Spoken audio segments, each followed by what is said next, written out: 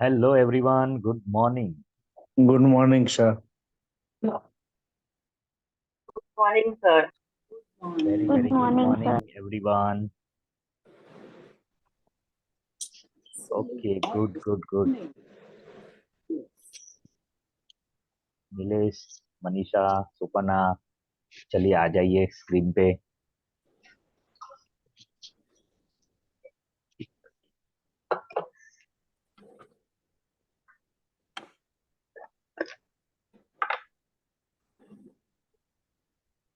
Okay, तो अपना अपना एक्सपीरियंस शेयर कीजिए, कल जो सीखा और कुछ भी जो भी प्रैक्टिस किया है।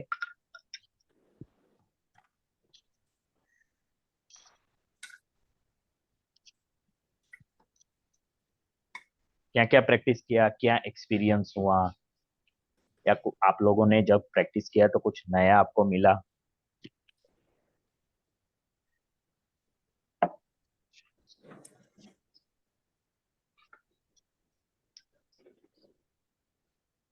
चलो मैं बताता हूँ। पता है आप लोगों ने कल एक्टिव सेल में वो हैंडल पकड़ के उसको ड्रैग किया था, तो आपको उस टाइम पे क्या मिला, किया क्या सही में किया? Yeah, sir. हाँ, So, जो uh, किया Excel, command. हाँ, ओके। शोभना, प्रैक्टिस किया कल? सर मैं कल absent थी, सॉरी सर, मेरे घर में गेस्ट आए हुए थे ओके, तो नहीं कर राइट, पाई। ठीक है। शोभना, तो रिकॉर्डिंग देख के आना चाहिए इस क्लास में, हाँ। हाँ सर। क्योंकि देखो, कल जो मैंने सिखाया था ना, उसी चीज का मैं आज भी यूज करने वाला हूँ। शायद हो सकता है मैं उतना डिटेल में नहीं जाऊंगा आज भी। सर मैं तो देख लूंगी। हाँ, बराबर है, लेकिन फिर ओके। सोनल बताओ, क्या प्रैक्टिस की कल? सर जनरली ये सब मुझे आता ही थोड़ा बहुत क्योंकि वर्क करते हैं ना तो आइडिया है थोड़ा बहुत। तो हम्म, मतलब वो जो कॉलम रहता है वहां से हमने वो छोटा डॉट रहता है वहां से खींच के फिर 1 2 मतलब 1 2 3 का नंबर वाइज भी लिख सकते, मंथ लिख सकते, डे लिख सकते हैं, बहुत कुछ लिख सकते हैं अपने मतलब। हाँ, ओके, राइट, बहुत कुछ लिख सकते हैं। तो आपने प्रैक्टिस किया है तो आप उसको अच्छे से बोल पाएंगे कि हाँ मैंने ये प्रैक्टिस किया है। और सोनल सोनल सोनल जो है वो स्प्रेडशीट यूज करती है रेगुलरली, तो उसको मालूम है कि एक्सेल में कैसे यूज होता है इसका। Okay, right. और जो लोग यूज नहीं करते हैं वो लोग मुझे बताइए कि आपने प्रैक्टिस किया तो कल आपको क्या मिला।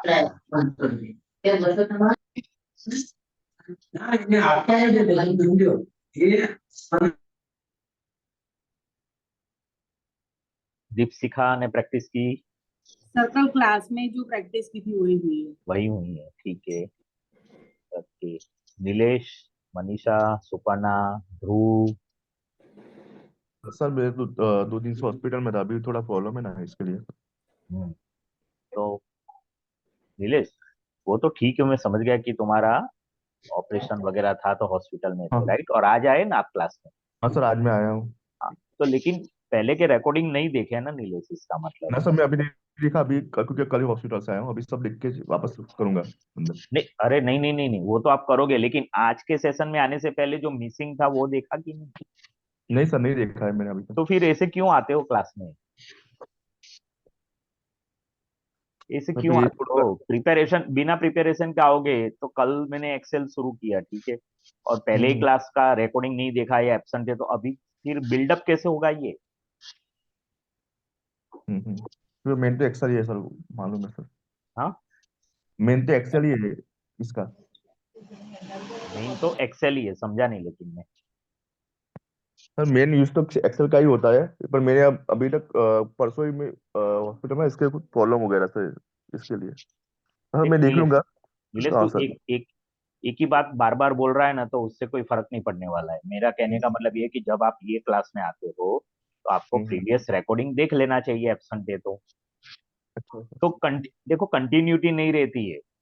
आपको नुकसान है ना, उससे ज्यादा मुझे नुकसान होता है, पता है, क्योंकि फिर यहाँ पे आप लोग कुछ और कर ही नहीं पाते हो, मैं आज कुछ सिखाऊंगा तो। हाँ सर। तो मेरे को भी नुकसान है और आपको भी नुकसान है जब आप बिना रिकॉर्डिंग देख के इस क्लास में आते हो। ओके सर, आज मैं देख लूंगा, फिर कल भी छुट्टी है ना इसके लिए। आज तो देख ही लोगे ना, लेकिन आप नहीं समझ रहे हो मेरा कहने का मतलब। ठीक है, छोड़ो,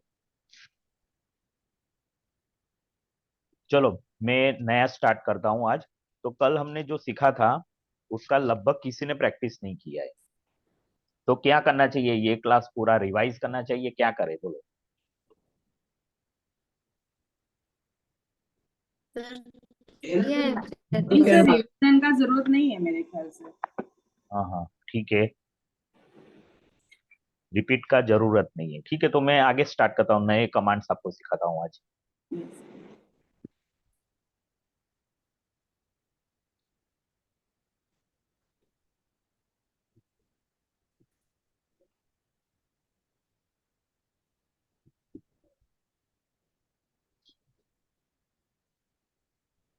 ओके, सो आपके स्क्रीन पे मैंने डिस्प्ले किया एक्सेल फाइल।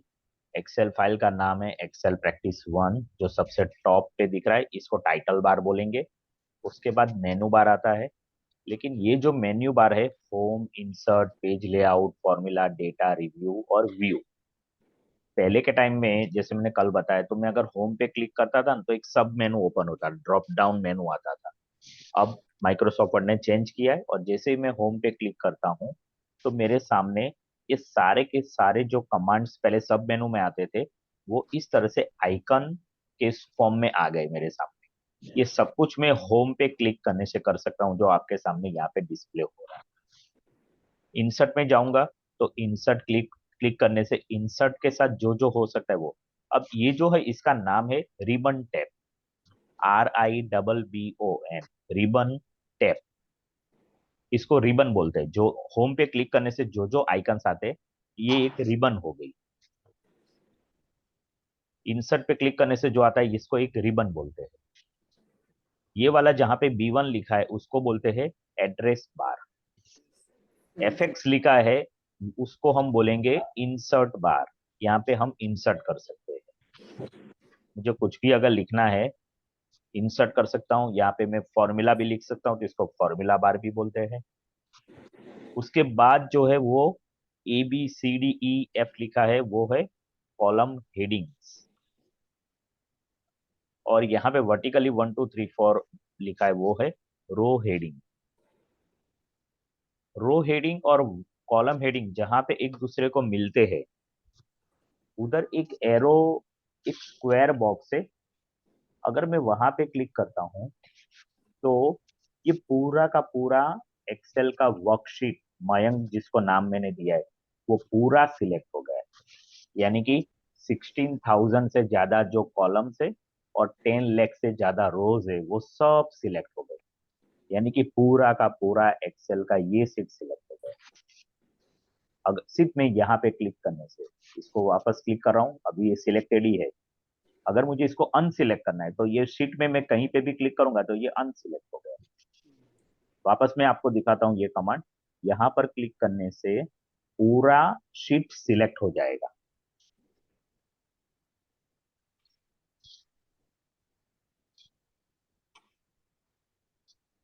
यहाँ पे मैं माउस ओवर कर रहा हूँ, इसका कुछ नाम नहीं आ रहा है, लेकिन पूरी के पूरी शीट को सिलेक्ट करना है तो आपको ये लेफ्ट हैंड साइड पे टॉप पे इंटरसेक्शन जहाँ पे हो रहा है वहां पे क्लिक करना है।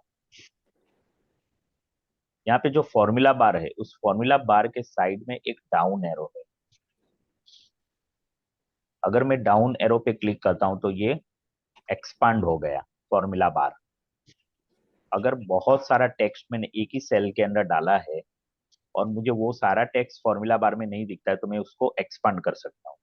अगर जरूरत नहीं तो मैं इसको कॉलेप्स कर सकता हूँ। कॉलेप्स करूंगा तो वो सिंगल रो, एक ही लाइन आएगी। अगर मैं इसको एक्सपांड करता हूँ तो ये इस तरह से 2 3 लाइन और भी आएंगे। इसको जस्ट आप लोगों को एक डेमो करने के लिए मैं दिखाता हूँ कि कॉलेप्स करना और एक्सपांड करना क्या होता है। मैं बहुत ज्यादा इंफॉर्मेशन एक सेल के अंदर डाल के आपको दिखा रहा हूँ।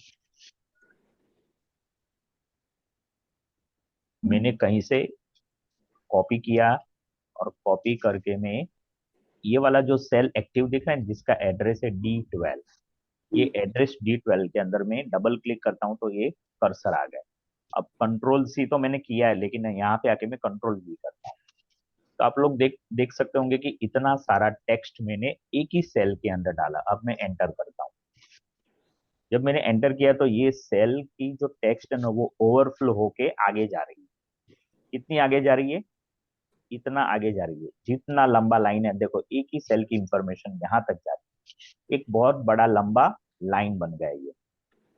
अब ये जो लाइन है आप ऊपर फॉर्मूला बार में देखिए, Microsoft Excel window components. Before you start using it, it's really important to understand that what is where in. उसके बाद नहीं दिखता है। अभी मुझे देखना है तो मैं इसको क्या करूंगा, एक्सपांड करूंगा। जैसे एक्सपांड किया तो मुझे बाकी की सारी लाइंस आगे देगा, ये वाली। This is the idea of expanding and collapsing formula bar. इसको मैं कॉपी करता हूं और वापस सेम चीज यहाँ पे पेस्ट करता हूं। मैंने डबल किया, अब मैं यहाँ पे जा रहा हूँ।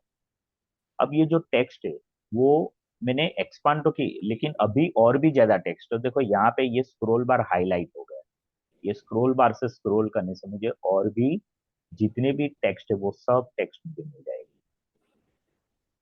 अभी आपको मैं ये सिंगल सेल का पावर बताऊं।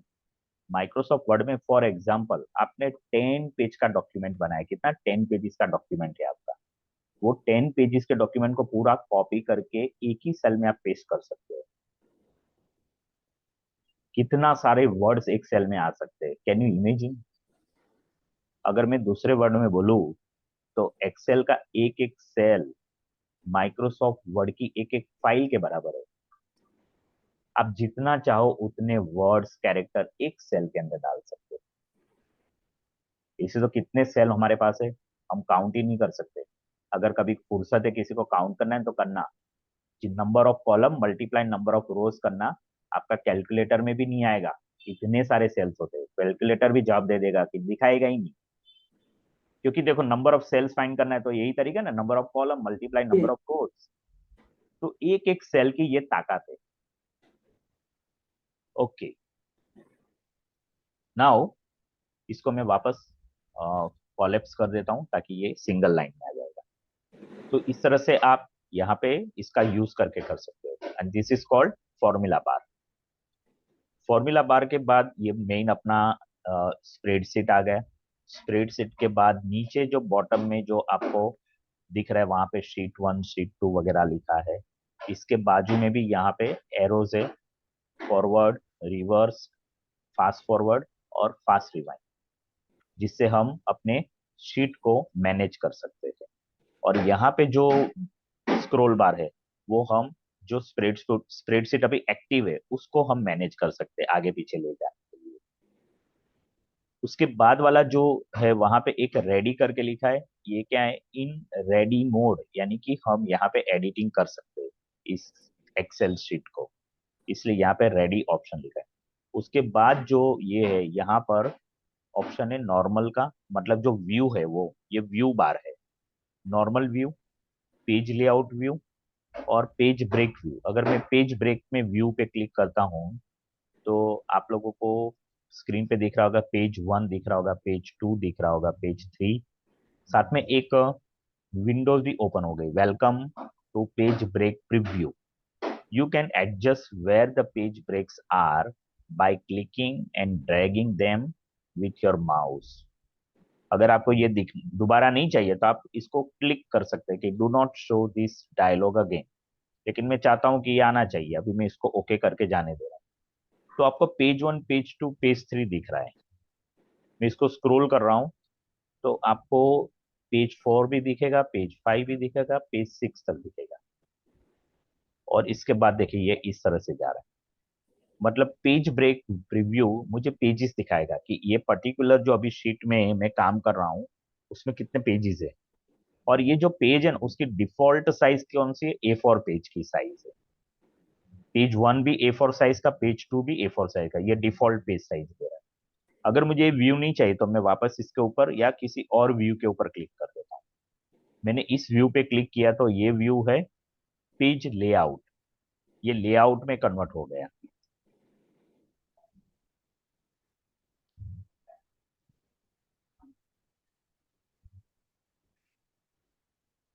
और अगर इस व्यू में करूंगा तो ये पूरा कंटिन्यू हो गया। इस व्यू को बोलते हैं नॉर्मल व्यू। ये नॉर्मल व्यू के अंदर आप लोगों को जो लाइन दिख रही है वो पेज की लाइन दिख रही है आपको। यहाँ पे ये 1 पेज हुआ, ये 2 पेज, ये 3 पेज, या जो भी नंबर देना है, लेकिन ये पूरे स्प्रेडशीट को उसने पेजेस में डिवाइड कर दिया। उसके सर एक बाद बार बताइए पेज कैसे आया? सॉरी, सर ये पेज कैसे आया वो एक बार फिर से हाँ, बताइए। ये यहाँ पे क्लिक करने से, ये जो नॉर्मल लेआउट है ना उसके ऊपर क्लिक करने से आपको ये डॉटेड लाइन आ जाएगी जो पेज का साइज दिखा रहा है। और अगर आपने बीच वाले बटन पे क्लिक किया वो पेज लेआउट है, तो वो आपको ये पेज का लेआउट दिखाएगा कि ये पेज इस तरह से दिखता है।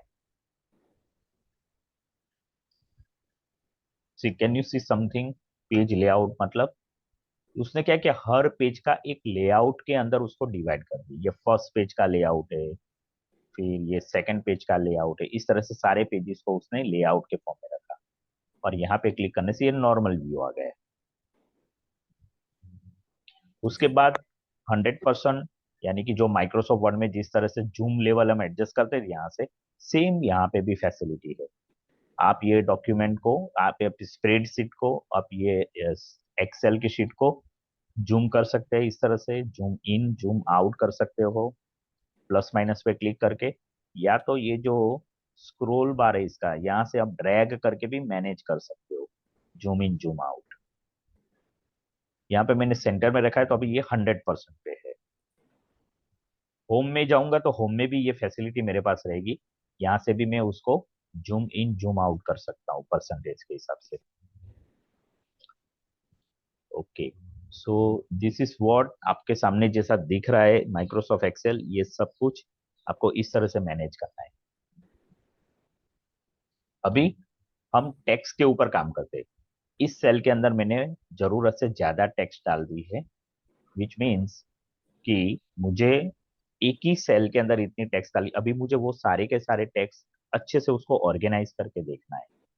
तो उसके लिए हमारे पास एक कमांड है।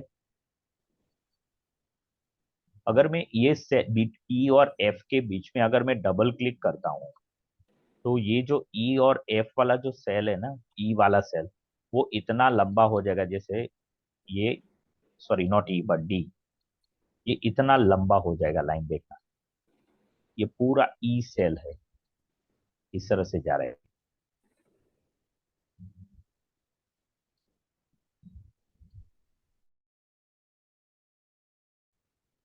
अब मुझे इसको मैनेज करना है, छोटा करना है।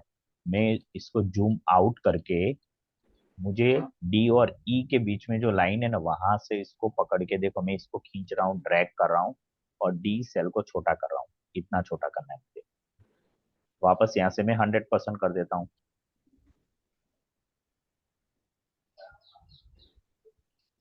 यस, अभी भी मेरा जो डी सेल है वो इतना वाइड है, मैं इसको यहाँ तक रखता हूँ। अब ये जो सेल के अंदर जो टेक्स्ट है, ये पूरी की पूरी टेक्स्ट मुझे दिखाई दे, इसके लिए मुझे इसको इस तरह से एडजस्ट करना है ताकि मैं पूरी टेक्स्ट दे सकूं, और उसको बोलते हैं WRAP, रैप कमांड। इतने टेक्स्ट को हमें रैप करना है।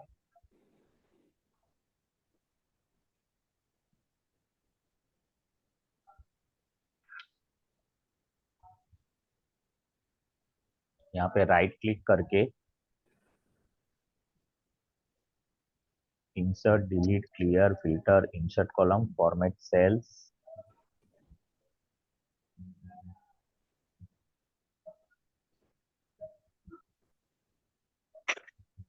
ओके, ये थोड़े अलग कमांड है, ये हम बाद में देखेंगे।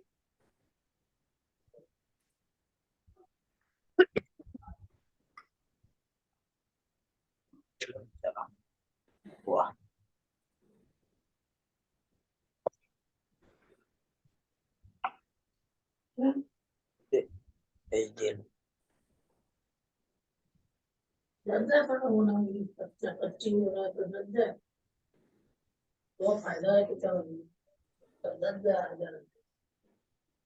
यहाँ पे ये WRAP रैप का आइकन दिया है। ये कमांड के ऊपर क्लिक करने से ये टेक्स्ट इस तरह से रैप हो जाएगा और ये सेल की जो विड्थ है ये इतनी बड़ी हो गई कि पूरा का पूरा टेक्स्ट जो है वो हमें दिख रहा है यहाँ पर। अगर मुझे रैप हटाना है और उसको नॉर्मल साइज में करना है तो मैं यहाँ से इस रो को इस तरह से वापस ला सकता हूँ। मैंने रो की साइज तो कम कर दी लेकिन अभी भी वो जो सेल है ना वो सेल की जो टेक्स्ट है वो थोड़ा सा ऑकवर्ड फील करा। तो रैप में जाके मैंने उसको वापस क्लिक किया तो ये कम हो गई और इसको मुझे एग्जैक्टली जितनी हाइट है उतनी हाइट पे लाना है। तो जैसे हर रो की हाइट 15 होती है, अगर मुझे इस रो की हाइट वापस नॉर्मल करनी है तो राइट क्लिक करके रो हाइट में जाके 15 यहाँ से कीबोर्ड से हम एंटर कर देंगे रो हाइट और ओके कर दो तो रो हाइट पहले जैसी थी वैसी बन गई और ये टेक्स्ट भी देखिए पूरी रैप होके अनरैप होके बाहर जा रही है।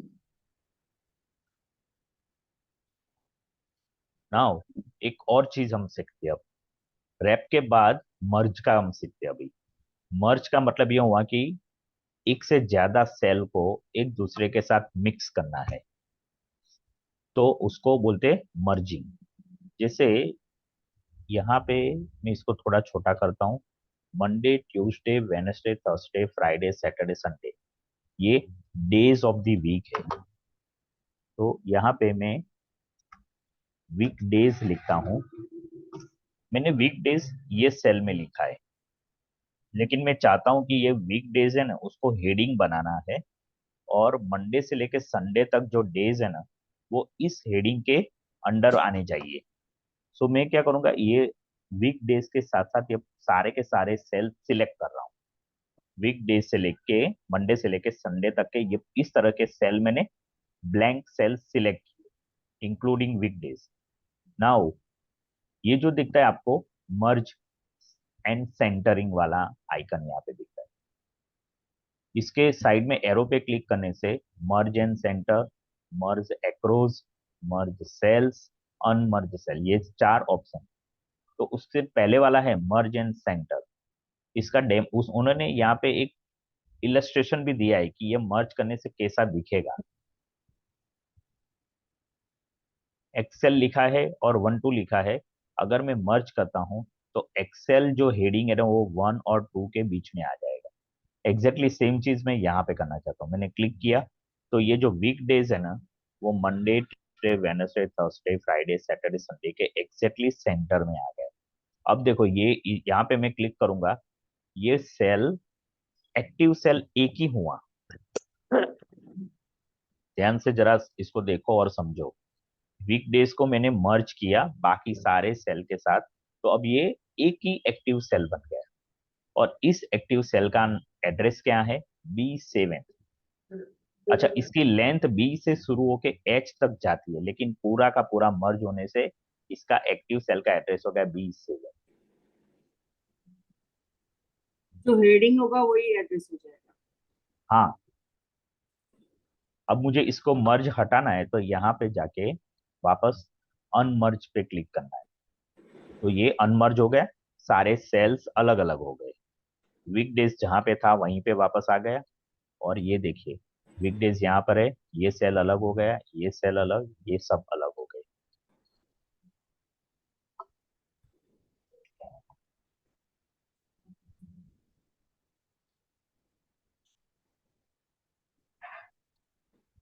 अगर मैंने मर्ज सेल्स के ऊपर मैं क्लिक करता हूं तब भी वो मर्ज का काम करेगा। वापस इसको मैं Ctrl Z करके वीकडेज यहाँ पे ला रहा हूँ। मर्ज एक्रॉस करने के लिए अगर मैं इस तरह से सिलेक्ट करता हूँ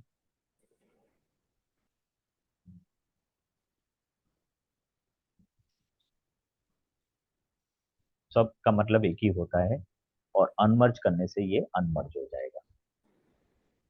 तो सिर्फ ऊपर वाला ही सेल सिलेक्ट करना है।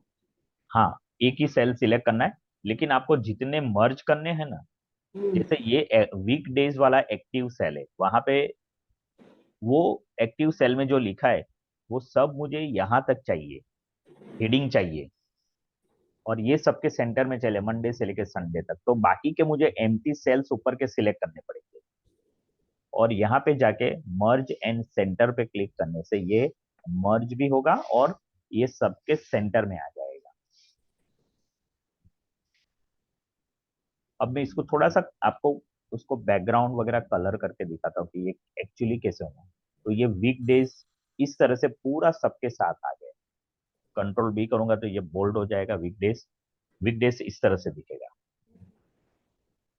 और ये मंडे ट्यूसडे वेडनेसडे सैटरडे, मतलब मंडे से लेकर संडे तक है, वो अलग अलग सेल्स इसके एक के अंडर में आए।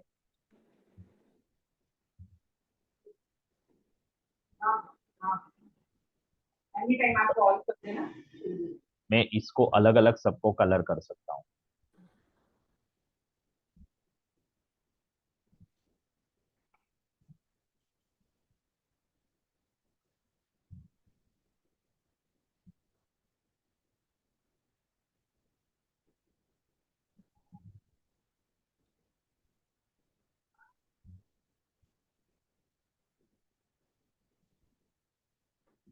कुछ ऐसे। तो वीक डेज इसको बोलते हैं मर्जिंग एंड सेंटरिंग, और ये सारे उसके अंदर अलग अलग सेल्स हो गए।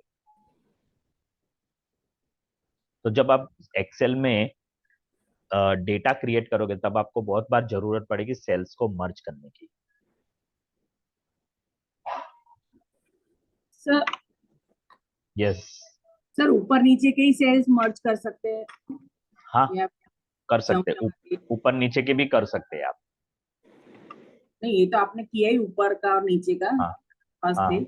बट हाँ। एक एक फर्स्ट रो में हो, दूसरा थर्ड या फोर्थ रो में हो, उसको मर्ज कर सकते हैं। फर्स्ट रो में है, फिर थर्ड रो में, और सेकंड रो आप स्किप करना चाहते हो? हाँ, नहीं, तो ऐसे नहीं होगा। नहीं। ऊपर नीचे का ही मर्ज होगा। हाँ, मतलब एक साथ जो सेल्स होते हैं ना वो मर्ज होंगे, क्योंकि और वो एक हम दो मर्ज से कर।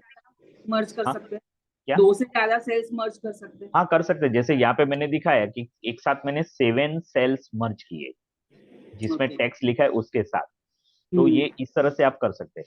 आप ऐसे वर्टिकली भी अगर करना चाहते हैं तो वो भी मर्ज कर सकते हैं, लेकिन आप क्रॉस में नहीं कर सकते और बीच में एक छोड़ के नहीं कर सकते। राइट। तो अभी 2-4 मिनट का टाइम लेके मर्ज का और रैप करने का प्रैक्टिस कर लीजिए, फिर नए इसमें एक्सेल में सीखते कमांड। सर वो जो वीक डे जो लिखे थे तो उसको मिडिल में लाने के लिए सर क्या करना होगा? अगर दोनों सब पूरा मर्ज कर लिए तो? वीक मर्ज सेंटर में लाना है ना, तो आपको सिलेक्ट करके सेंटर बटन पे क्लिक करना है। पूरा राइट में, पूरा राइट में। पूरा सेल को या एक ही? पूरे सेल को।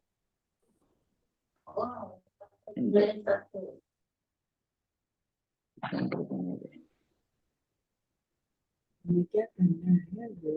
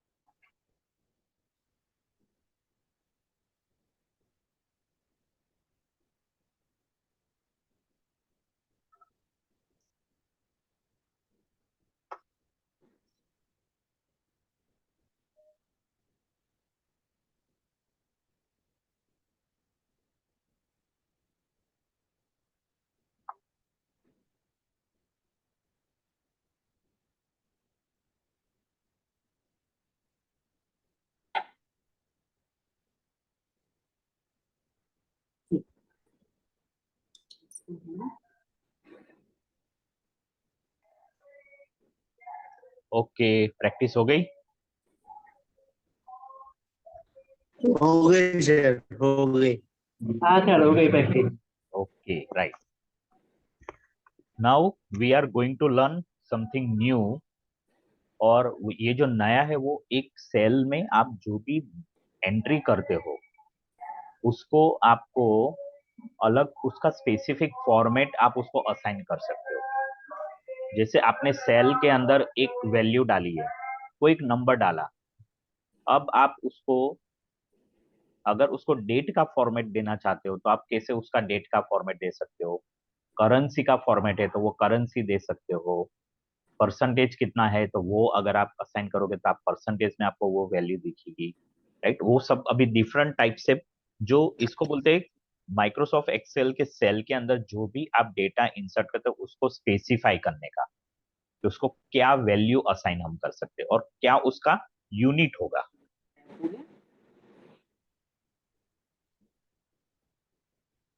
Right, okay. सो यहाँ पे ये जो सेल है, इस सेल में मैं एक इंफॉर्मेशन लिखता हूँ, एक नंबर लिखता हूँ। मैंने 123 करके एक नंबर लिखा। अब ये नंबर जो है मैंने डाला, इसका क्या फॉर्मेट है। तो फॉर्मेट सेल्स करके जब हम राइट क्लिक करते हैं, ये एक्टिव सेल पे राइट क्लिक करेंगे तो राइट क्लिक करने से एक मेनू ओपन होगा, फॉर्मेट सेल्स। फॉर्मेट सेल्स के अंदर सबसे पहला जो टैब है ना, नंबर टैब अभी हाईलाइटेड है। नंबर टैब के अंदर बहुत सारी कैटेगरीज है। General category, number category, currency category, accounting category, date, time, percentage, fraction, scientific, text, special और कस्टम। अभी बाय डिफॉल्ट मैंने 123 जिस सेल में रखा है वो सेल कौन सी कैटेगरी में आ रही है, जनरल कैटेगरी में। General format cells have no specific number format. No specific number format का मतलब क्या हुआ, इसको हम टेक्स्ट, इसको एज अ हम टेक्स्ट यूज कर सकते हैं, इसको हम एज अ नंबर भी यूज कर सकते हैं। उसका कोई स्पेसिफिक फॉर्मेट नहीं है। अगर मैं इसको नंबर फॉर्मेट में ले जाता हूँ तो 123 का यहाँ पे एक सैंपल दिया है, वो कैसे डिस्प्ले होगा, 123.00। क्यों ऐसा, क्योंकि नीचे यहाँ पे डेसिमल प्लेसेस मैंने बाय डिफॉल्ट यहाँ पे माइक्रोसॉफ्ट एक्सेल ने 2 डेसिमल प्लेसेस चूज किए हैं। इसलिए अगर मुझे ज्यादा डेसिमल प्लेस नहीं चाहिए तो मैं इसको 0 भी कर सकता हूँ, यानी कि एक भी डेसिमल प्लेस नहीं दिखाई देगा। मैं वापस आपको दिखाने के लिए 2 डेसिमल रखता हूँ। फिर उसके बाद है एक चेकबॉक्स है, यूज 1000 सेपरेटर। इसका मतलब क्या हुआ कि आप चाहे तो सेपरेटर यूज कर सकते हो, उसको कॉमा भी बोलते हैं। जब हम नंबर्स लिखते हैं ना तो कॉमा करते हैं बीच में। 10,000 जैसा कोई नंबर लिखते हैं तो 10,000 के बाद कॉमा आता है। 1255 लिखा तो 1000 के बाद कॉमा आता है जिसको हम सेपरेटर बोलते हैं। अगर मैंने इसको भी चूज किया for example, now I am going to click on okay. So आप लोग यहाँ पे स्क्रीन पे भी देख सकते हो 123.00 नंबर दिख रहा है। अब यहाँ पर मुझे वो कॉमा नहीं दिख रहा है क्योंकि ये नंबर 100 तक ही जा रहा है, इसलिए इसको मैं डिलीट करता हूँ। और ये जो फॉर्मेट इस सेल के अंदर मैंने लगाया, अभी मैं आगे कोई भी इसमें नंबर लिखता हूँ, जैसे मैंने एक बड़ा नंबर लिखा और मैंने एंटर किया, तो ये नंबर अपने आप पॉइंट के बाद 2 डेसिमल प्लेस तक जाता है और उसने सेपरेटर लगा दिया 2,34,567, अपने आप उसने सेपरेटर भी लगा दिया। वापस मैं राइट क्लिक करके फॉर्मेट सेल्स में जा रहा हूँ। अगर इसको मुझे करेंसी के फॉर्म में चाहिए तो मुझे कौन सी करेंसी, जैसे इंडियन की इंडिया करेंसी रुपीज होती है, तो यहाँ पे सैंपल में रुपीज दिखा रहा है और डेसिमल प्लेस कितने इस तरह से होने चाहिए। अब मैं इसको ओके करता हूँ तो यहाँ पे देखो नंबर कैसे दिखाई दे रहा है, ₹2,34,567। मैं यहाँ पे इसको डिलीट करता हूँ और वापस कोई डिजिट ऐड कर रहा हूँ और एंटर करता हूँ, तो अपने आप वो जो नंबर मैंने एंटर किया ना वो रुपीज में कन्वर्ट हो गया। और मुझे डेसिमल प्लेस के बाद 2 चाहिए, मतलब डेसिमल पॉइंट के बाद 2 प्लेस है, तो वो भी आ गया। अभी ये आपको काम में कब आएगा, जब आप एक्सेल के अंदर रुपीज ऐड कर रहे हो। कोई ऐसा एक एक्सेल सीट बना जिसमें आप अकाउंट मैनेज कर रहे हो, एक्सपेंडिचर कितना हुआ, इनकम कहाँ से आई, ओके। तो वो सारी चीज जब आप एक्सेल सीट में डालते हो और आपको चाहिए कि वो रुपीज में आना चाहिए और वो भी डेसिमल के बाद 2 प्लेस आने चाहिए, कभी कभी 50 पैसा इतने रुपीज और इतने पैसा एक्सपेंडिचर हुआ, राइट। इनकम भी इस तरह से हुई, तो वो आपको दिखाने के लिए डेसिमल प्लेस एक्टिव करना है। लेकिन कहाँ जाके करोगे, वो पर्टिकुलर सेल में जाना है और उसके ऊपर राइट क्लिक करके उसको नंबर फॉर्मेट देना है, राइट। अब मैंने एक ही सेल को नंबर फॉर्मेट दिया है, इसके नीचे वाला जो सेल है ना, अगर इसके नीचे अगर मैं एंटर करता हूं कोई इंफॉर्मेशन, सेम 1 2 3 4 5 6 मैंने यहाँ पे रखा, तो ये तो नहीं हुआ नंबर वाला, ये तो नॉर्मल जनरल आया। सबको ये डिफरेंस दिख रहा है ना, ऊपर वाले सेल में रुपीज में आ रहा है, नीचे वाला सेल जनरल ले रहा है। अभी मुझे नीचे वाला जो सेल है वो भी सेम ऊपर वाला फॉर्मेट है वैसे ही चाहिए, तो मुझे वापस क्या करना पड़ेगा, राइट क्लिक करना है, फॉर्मेट सेल में जाना है, नंबर में जाना है, decimal places, use thousand separator, okay, currency में जाना है, सॉरी, और ये सारी चीजें मुझे वापस करनी पड़ेगी, ओके। अगर मुझे इतना सारा नहीं करना है तो मेरे पास एक सिंपल तरीका है, मैं इस सेल के ऊपर जाता हूँ, यहाँ पे हाईलाइट किया और पेस्ट के बाद ये फॉर्मेट पेंटर है, मैंने फॉर्मेट पेंटर पे क्लिक किया। अब हाईलाइटेड सेल ब्लिंक होना शुरू हुआ, डॉटेड लाइन से ब्लिंक हो रहा है। मैंने ये जो नीचे वाला सेल है जिसको भी मुझे रुपीज और डेसिमल प्लेस में कन्वर्ट करना है, तो वो यहाँ पे प्लस साइन के बाद एक फॉर्मेट पेंटर का ब्रश आ गया। अब यहाँ पे मैं क्लिक करूंगा तो ये भी ऊपर का जैसा फॉर्मेट है वैसे फॉर्मेट में आ गया, ओके। मैं इसको अंडू करता हूँ, अब वापस इस सेल पे, अब मुझे वो डॉटेड लाइन नहीं चाहिए जो हाईलाइट हो रही है, तो मैं एस्केप बटन प्रेस करूंगा तो वो हाईलाइट निकल जाएगी। वापस इसको राइट क्लिक कर रहा हूँ, फॉर्मेट सेल्स में जा रहा हूँ, करेंसी में जा रहा हूँ, डेसिमल प्लेस 2 चाहिए और मार्किंग भी चाहिए, मतलब सेपरेटर चाहिए। अभी रुपीस की जगह पे मुझे कोई और सिंबल चाहिए, इंडिया का, इंडिया में यहाँ पे रुपीस लिखा है और बहुत सारी कंट्रीज के करेंसी का यहाँ पे लिखा हुआ है, हिंदी गुजराती सब जगह पे यही होता है। मुझे डॉलर अगर दिखता है तो मैं डॉलर, जैसे यहाँ पे मेरे पास डॉलर की साइन है, डॉलर सिंगापुर सब का, फ्रेंच का ये है, लेटिन कनाडा में भी डॉलर चलता है। मैं कोई भी अगर मुझे यूएसए का मिलता है तो वो लेके मैं आपको बताता हूँ।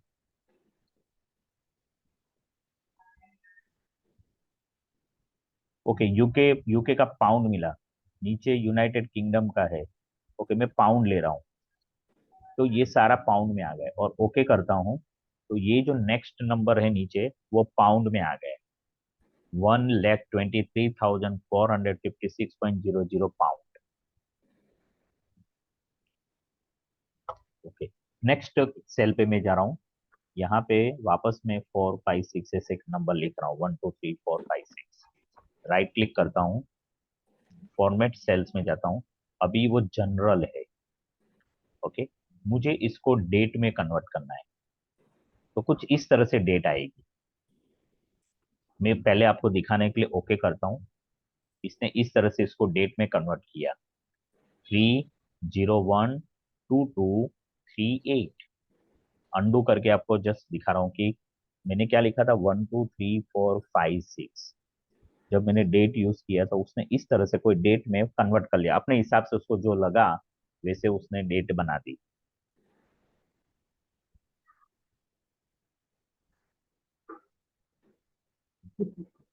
राइट, तो हम यहाँ पे इस तरह से डेट का फॉर्मेट, डेट के फॉर्मेट में और भी ऑप्शन है, हमें किस तरह से डेट चाहिए।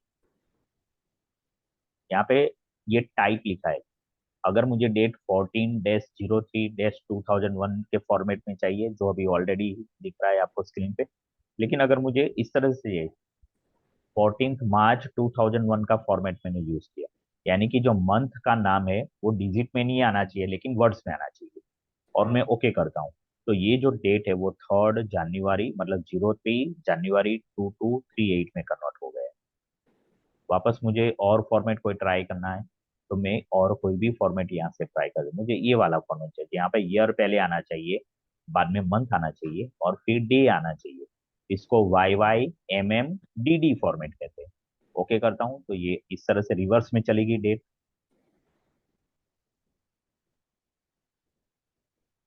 लोकल इंग्लिश इंडिया के हिसाब से आपको चाहिए तो आप उस जैसे ऑलरेडी हम अभी इंग्लिश इंडिया कैलेंडर यूज कर रहे हैं। ओके, लोकल और ग्रेगोरियन इंग्लिश मैंने कैलेंडर यूज किया, तो यहाँ पे अलग अलग ऑप्शंस मुझे मिलेंगे। अगर किसी को डे भी चाहिए तो ये डे वाला मैं ऑप्शन सिलेक्ट करता हूँ, ओके करूंगा, तो मुझे वेनसडे January 3 2238 यानी कि 2238 ईयर आएगा, तब January 3 को वेनसडे होगा, तो वो डेट के साथ दे देता है। ये डेट वाला फॉर्मेट हो गया।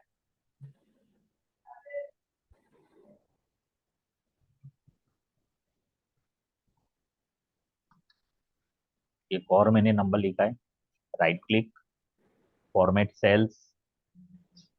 सो टाइम जो है, अगर अगर मैंने टाइम पे क्लिक किया और ओके करता हूँ तो ये जो लिखा है वो टाइम में कन्वर्ट होता है।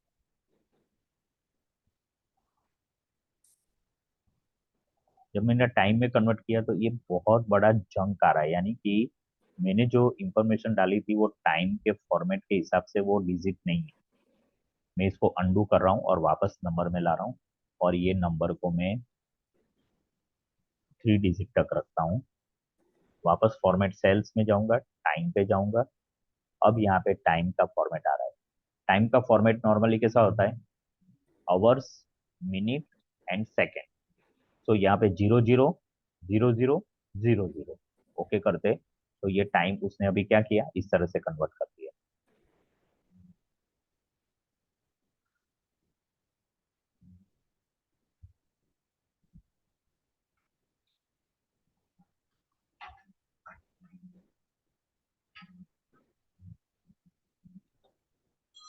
राइट क्लिक करके एक बार और देखें, जैसे मुझे ये वाला फॉर्मेट चाहिए AM और PM के साथ, तो AM PM सिलेक्ट करूंगा तो मेरे साथ ये टाइम आ जाएगा, AM और टाइम आ गया। अभी जैसे टाइम हो रहा है 10:15 तो मैंने यहाँ पे 10 लिखा और स्पेस छोड़ा और बाद में 15 लिखा। इसको मैं बंद कर रहा हूँ, मतलब बंद नहीं, सॉरी, और एंटर किया, वापस टाइम पे गया तो 10:15, और मैंने ये फॉर्मेट सिलेक्ट किया तो ये इस फॉर्मेट में आ गया। यहाँ पे एक मिनट, मुझे कुछ error message, this cell contain a date string represented with only 2 digit of the.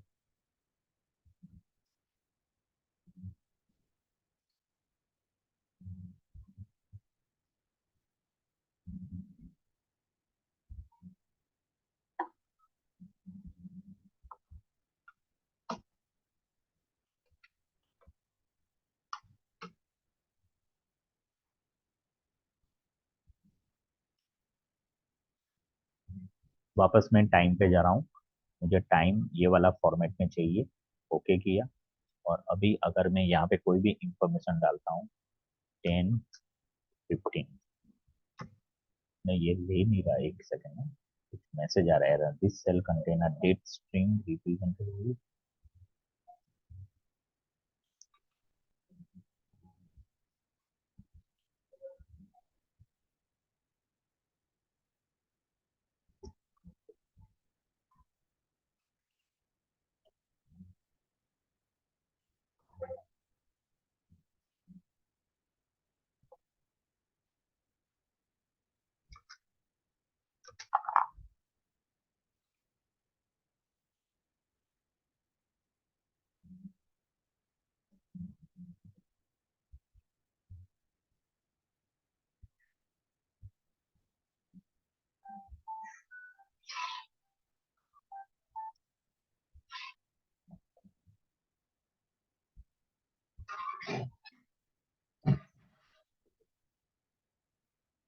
Okay, अब ये आ रहा है AM 10 15 00।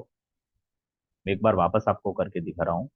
मुझे टाइम का फॉर्मेट चाहिए जो भी, तो मैं यहाँ पे टाइम लिखूंगा 10, और ये डबल डॉट लिखा मैंने, और उसके बाद मैंने 20 मिनट लिखा, ये 10 20। अभी इसका फॉर्मेट चाहिए, तो फॉर्मेट सेल्स में जाके टाइम का फॉर्मेट, और यहाँ से मुझे जो भी चाहिए, जैसे मुझे अब ये वाला चाहिए तो मैंने इसको सिलेक्ट किया, तो ये इस तरह से AM 10 20 00 में कन्वर्ट हो जाएगा। तो ये टाइम फॉर्मेट चेंज हुआ। अगेन फॉर्मेट सेल्स में जाते हैं, आप इसको फ्रैक्शन में कन्वर्ट चाहते हैं तो फ्रैक्शन में कर सकते हो। कोई भी नंबर आपने डाला तो फ्रैक्शन में क्या क्या है, up to 1 digit, 1 4, up to 2 digit, up to 3 digit, तो इस तरह से जाएगा वो। आपको हाफ में कन्वर्ट करना है तो हाफ में कर सकते हो, क्वार्टर में चाहिए, 8 1 8 चाहिए, और इसके बाद भी इतने सारे आपके पास ऑप्शन है। S 1/10 चाहिए तो आप इसको भी सिलेक्ट कर सकते हो। जैसे मैंने ये S 10 चाहिए तो ये मैंने सिलेक्ट किया। अब यहाँ पे मैं कोई भी नंबर लिखता हूँ तो वो 12 तो 12 ही रहेगा, लेकिन 12 डिवाइडेड बाय मैंने 100 लिखा, तो ये 1/10 में कन्वर्ट हो गया, जो नंबर मैंने लिखा था वो। तो ये फ्रैक्शन में। और इसका जो आंसर है ऊपर दिख रहा है 0.12,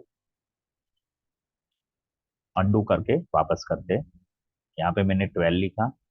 ओके, अभी ये नंबर 12 है ना, वो तो बाय डिफॉल्ट नंबर 12 है, लेकिन फॉर्मेट सेल्स में जाके इसको मुझे फ्रैक्शंस में लेना है। फ्रैक्शंस में इस बार मैं चेंज करता हूँ, अप टू 3 डिजिट ले रहा हूँ, इस तरह से। जब मैं 3 डिजिट ले रहा हूँ तो 12 डिवाइडेड बाय वापस में 100 करता हूँ, तो इस तरह से वो 3/25 में कन्वर्ट होगा। तो इस तरह से हम नंबर्स को फ्रैक्शंस में भी कन्वर्ट कर सकते हैं। एक बार और नया फॉर्मेट देखते हैं। फ्रैक्शन हो गया, हाँ परसेंटेज भी है, तो परसेंटेज में भी हम कन्वर्ट कर सकते हैं गिवन नंबर्स को। जैसे मैंने 100 लिखा तो 100% इस तरह से आएगा। अगर 25 लिखता हूँ तो 25%। अब यहाँ पे इसलिए नहीं, क्योंकि ये सेल में नॉर्मल टेक्स्ट है। फॉर्मेट सेल में जाके परसेंटेज करेंगे तो ये इस तरह से परसेंटेज में कन्वर्ट हो जाएगा।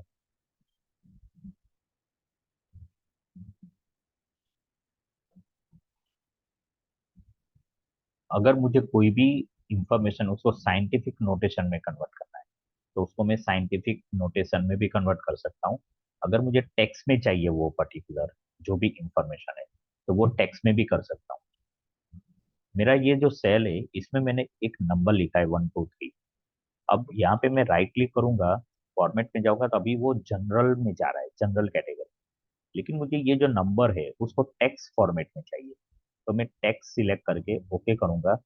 तो ये जो नंबर इस सेल में है ना वो 1 2 3 एज अ टेक्स्ट रहेगा। ओके, वापस मुझे इस 1 2 3 को टेक्स्ट नहीं लेकिन नंबर चाहिए। इसमें फर्क क्या पड़ेगा टेक्स्ट और नंबर में? जब आप इसको टेक्स्ट करोगे ना तो मैथमेटिकल ऑपरेशंस में पार्ट नहीं लेगा। प्लस माइनस मल्टीप्लीकेशन डिवीजन नहीं कर सकते, उसका सम भी नहीं कर सकते। लेकिन मुझे इसको डिजिट के फॉर्म में लेना है, यानी कि नंबर्स के फॉर्म में लेना है, तो फॉर्मेट सेल में जाके वापस में इसको नंबर्स के फॉर्मेट में ला रहा हूँ, ये वाला नंबर है। जैसे मैंने उसको नंबर के फॉर्मेट में रखा, मुझे डेसिमल प्लेसेस नहीं चाहिए, तो मैंने यहाँ से 0 कर दिया और ओके करता हूँ। तो ये 1 2 3 देखो नंबर फॉर्मेट में आ गए। अब जब जैसे ही मैंने इसको नंबर फॉर्मेट में किया, तो ये राइट हैंड साइड पे अलाइनमेंट होगा इसका, राइट हैंड साइड पे। तो which means what, Microsoft Excel में जो टेक्स्ट होती है वो लेफ्ट हैंड साइड अलाइन रहती है, और जो नंबर्स होते हैं, डिजिट्स होते हैं, डेट्स होती है, वो राइट हैंड साइड पे अलाइन होती है बाय डिफॉल्ट। तो 123 वो राइट हैंड साइड पे अलाइन है, इसका मतलब ये नंबर है। यहाँ पे आपको जितने भी दिख रहे हैं वो numbers right hand side align है, और जो टेक्स्ट है वो लेफ्ट हैंड साइड पे अलाइन। राइट क्लिक करके वापस फॉर्मेट सेल में जाते हैं। आपको कोई स्पेशल केस चाहिए तो आप यहाँ पे स्पेशल अपना खुद का जनरेट करके टाइप करके बना सकते हैं। कस्टम, ये इतने सारे कस्टम ऑप्शंस है। आपने जो नंबर रखा है या जो नंबर आप डालने वाले हो, आप उसको कस्टमाइज कर सकते हैं। डेट का भी कस्टमाइजेशन का ऑप्शन है आपके पास, इतने सारे कस्टमाइजेशन के ऑप्शन। ये हुआ नंबर। नंबर के बाद आता है अलाइनमेंट। आपने जो टेक्स्ट लिखे उसको किस तरह से अलाइनमेंट करना है वो सेल के अंदर, इसके लिए इतने सारे आपके पास ऑप्शन है। एक है हॉरिजॉन्टल, दैट मीन्स जनरल। तो आपने जो सेल के अंदर जो इंफॉर्मेशन डाली है वो जनरल रहेगी। अगर आपको लेफ्ट हैंड साइड अलाइन करना है तो लेफ्ट, सेंटर, राइट, आपको पूरा फिल कर देना है, तो आप फिल भी कर सकते हो। जस्टिफाई करना है टेक्स्ट को, जस्टिफाई कर सकते हो। सेंटर अक्रॉस सिलेक्शन, डिस्ट्रीब्यूशन करना है, तो वो सारी चीजें आप टेक्स्ट अलाइनमेंट का यूज करके कर सकते हो। फिर बॉटम में, मतलब वर्टिकली, वर्टिकली वो टेक्स्ट कैसी दिखनी चाहिए, सेंटर में रहनी चाहिए, बॉटम में जस्टिफाइड, डिस्ट्रीब्यूटेड, ये सब आपको करना है तो कर सकते हो। टेक्स्ट का कंट्रोल, रैप कर सकते हो आप, श्रिंक टू फिट कर सकते हो, मर्ज सेल्स यहाँ से आप कर सकते हो। फिर राइट टू लेफ्ट, टेक्स्ट की डायरेक्शन कैसी होनी चाहिए, राइट टू लेफ्ट होनी चाहिए या लेफ्ट टू राइट होनी चाहिए, ये आप यहाँ से सिलेक्ट कर सकते हो। उसके बाद टेक्स्ट का ओरिएंटेशन, जब आप सेल में टेक्स्ट लिखते हो तो आपको कैसी चाहिए, तो there are two by default, एक तो वर्टिकल रहती है, एक हॉरिजॉन्टल रहती है, लेकिन आपको इस तरह से एंगल्स चाहिए तो आप वो भी कर सकते हो। मैं इसको कैंसल करके, जैसे ये मंडे लिखा है, ये मंडे को हम मंडे का ओरिएंटेशन चेंज करते हैं, मुझे ये वर्टिकल चाहिए और मैं ओके करता हूँ। Can you see, Monday vertical हो गया। और उसके साथ साथ ये ट्यूसडे, वेनसडे, थर्सडे के सेल्स की हाइट बढ़ी, लेकिन वो रहे तो जैसे थे वैसे ही रहे। वापस मैं मंडे को फॉर्मेट सेल करके इस तरह के इस ऐसे लाना चाहता हूँ, तो वापस अपने नॉर्मल पोजीशन पे आ गए। राइट क्लिक करके फॉर्मेट सेल में, मुझे वो ऐसे इंक्लाइंड चाहिए, कुछ एंगल से आना चाहिए, तो मंडे ऐसे हो गए। ट्यूसडे मुझे ऐसे चाहिए, तो मैंने यूं किया, तो ये ट्यूसडे ऐसे हो गया। वेनसडे फॉर्मेट सेल में गया, मुझे ये इस तरह से चाहिए, तो ये ऐसे आ गया वेनसडे। तो आप इस तरह से ओरिएंटेशन सेल के अंदर जो टेक्स्ट है उसका कर सकते हो। उसके बाद अगेन फॉर्मेट सेल में जाएंगे, फॉन्ट का भी आप मैनेजमेंट सब कुछ यहाँ से कर सकते हो। कौन सा फॉन्ट चाहिए, वो इटालिक, बोल्ड, बोल्ड इटालिक क्या होना चाहिए वो भी आपको मिलेगा। क्या साइज रखनी है आपको फॉन्ट की, वो भी आप यहाँ से कर सकते हो।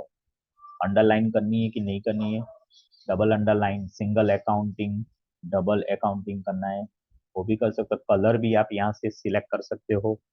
Effect, strike through, superscript, subscript करना है, वो सब आप फॉन्ट में से जाके कर सकते हो। उसके बाद बॉर्डर, आपको बॉर्डर देनी है इस पर्टिकुलर सेल को, तो आप बॉर्डर दे सकते हो। अभी यहाँ पे बॉर्डर नन है। यहाँ से बाई चांस अगर मैंने ये वाली सिलेक्ट की और ये आउटलाइन सिलेक्ट किया, तो ये देखो टेक्स्ट के आजू बाजू आउटलाइन दिखाई, और ओके करूंगा तो ये मंडे जहाँ पे लिखा था मैंने, ओके सॉरी, मैंने क्लिक कर दिया सीट नंबर 9 पे, इसलिए वो चला गया वहाँ। तो ये देखिए कुछ इस तरह से होगा।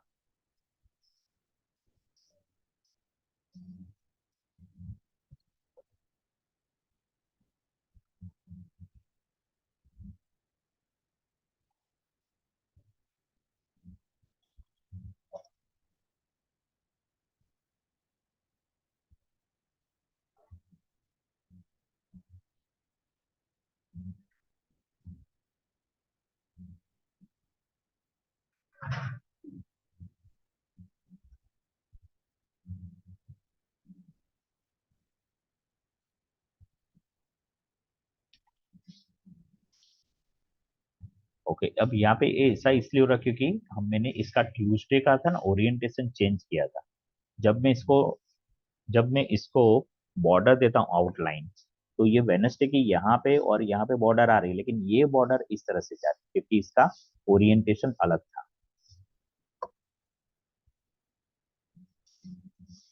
अगर ये 123 है, उसको मैं बॉर्डर देता हूँ तो ये इस तरह से पूरी बॉर्डर जाएगी। यहाँ पे इस तरह से हाईलाइट हो गई ये बॉर्डर। फॉर्मेट सेल्स, उसके बाद फिल का ऑप्शन है, कौन सा कलर आपको फिल करना है, तो आप यहाँ से कोई भी कलर चूज करके, जैसे ये कलर सिलेक्ट किया तो ये सेल जो इसके अंदर ये कलर आ गया। उसके बाद एक ऑप्शन है प्रोटेक्शन का। ये प्रोटेक्शन में दो ऑप्शन है, एक है लॉक्ड और दूसरा हिडन।